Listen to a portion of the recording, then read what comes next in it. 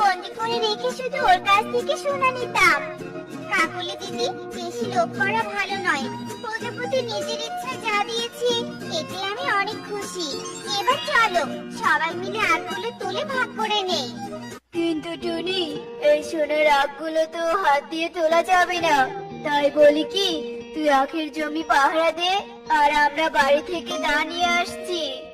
আচ্ছা ঠিক আছে দাদা, যাও তবে তাড়াতাড়ি এসো।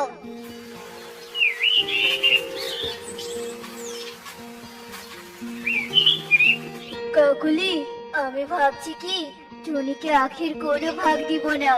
সব আখ যদি আমাদের হয় তাহলে আমরা যে অনেক ধনী হয়ে যাব। কিন্তু কিভাবে সব আখ আমাদের করে নিব?